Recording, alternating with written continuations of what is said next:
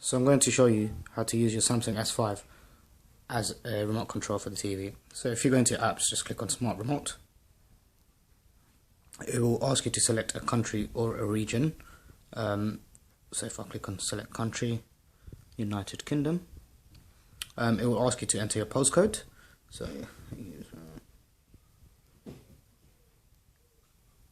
once you have done that, it will ask you what you're using. So I'm using British Sky Broadcasting.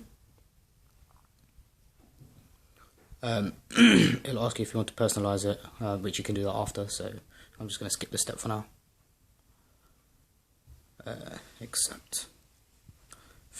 Click on the TV remote on the top right. So now it will say that you can set it up. Click the continue button. You select your TV, so I've got a Samsung TV, so I'll select Samsung. And then it will ask you to test it just by pressing the power button. So once I press the power button, it should switch off. So if that one doesn't work, you click on no, test code 2. If that doesn't work, click on no, test code 3. If that doesn't work, click on no, test code 4.